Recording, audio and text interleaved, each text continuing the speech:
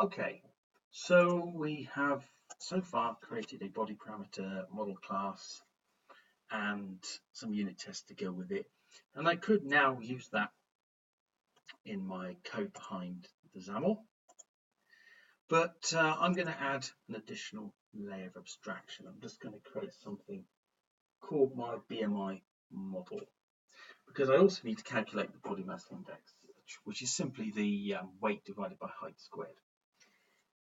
But that will be a calculated parameter, okay, that will only be performed if we've got a valid weight and height. Okay, so I want to wrap up some logic in there. So let's create an additional model class. So file, add, new item. It's a class. So this will be, what should we call it? BMI. So this is my top level model class. I'm going to make it a public. Don't want to make the previous mistake. Right, now I want two parameters, weight and height, but they're all encapsulated. So private body parameter weight equals new body parameter min colon 20.0 max colon, I'll just say, well, probably through, yeah, probably 200.0. I don't know the official range of values that this formula is used for. It is only an estimate. Okay, and then we want the height. It's another body parameter. It's private. Nothing needs direct access to it. I don't know what the minimum is, 0.5 meters maybe. 3 meters. Don't know anybody above 3 meters, do you?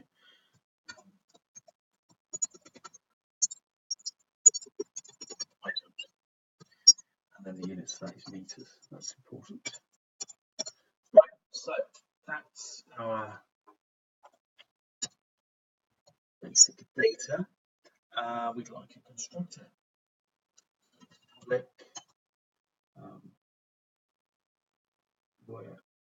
Actually, do we need a constructor? The default. Let's leave that. Actually, what we do need is, we don't need a constructor actually at all. If there's nothing to do, we don't need to create one. Public, let's do the BMI itself. All right, so that's a property. And again, it's going to be one of these optionals. So BMI value get. Now, if we have a valid height and weight, if weight does not equal null and height does not equal null, or not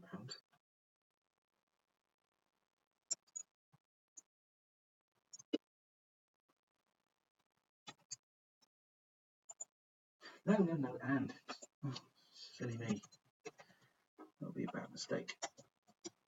Right, so if weight is valid and height is valid, then we simply return weight divided by height times height. And we can do that because, if you recall, we used that static method, the operator. I'm going to do it again, what's called the implicit operator. So if you just make reference to the object, then you can tell it what to return. And I'm just taking the fractional value for each. So that makes the code a bit nicer to read. That's why I did it. Else, we'll do it again in a minute. Return null. So in other words, an attempt to read the BMI will only succeed with the correct value, a non-null value, if you have a valid height and weight. Otherwise, you get a null. Right, let's do that implicit operator trick again. So again, we can get the BMI value like we did here. So that is a public static, because it is ultimately a static method behind the scenes. Implicit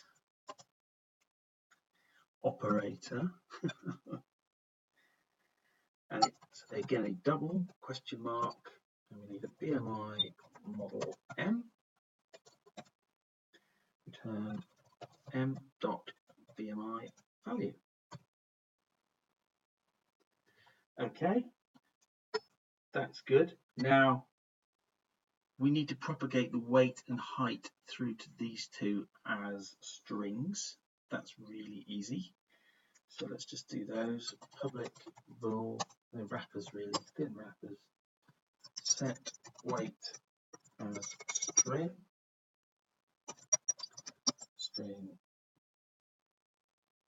str weight. String str height.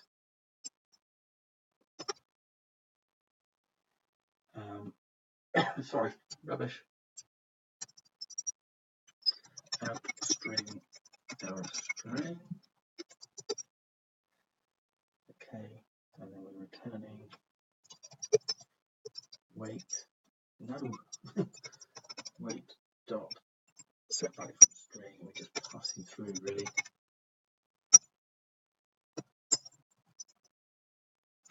Need the out word again, don't we?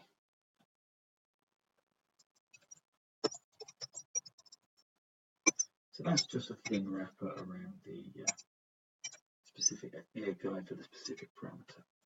And we do the same for the next one. Set height as string. String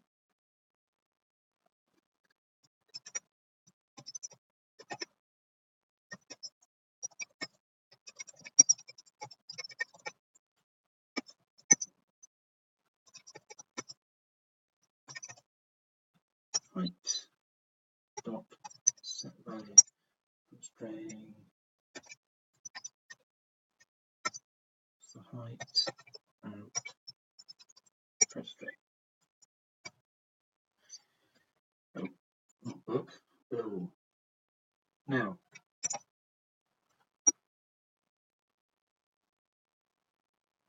that's it really for this one. Arguably a bit redundant, but it does at least mop this bit up. Okay, now again, all you'll do now is you'll add more unit tests. So I've got body parameter tests in a class, so I've separated them out, and top level model tests. Okay, and again, I'm testing maximum and minimum and illegal values and so forth, checking that the actual strings, the error strings are correct and everything. So you find you probably write more unit test code than code. And if that's the case, you're probably about right. Right? So we can run tests.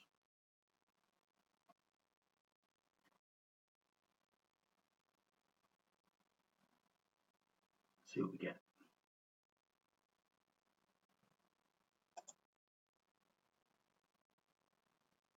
Test Explorer. Has it done it? I don't know why it didn't come up with a result then.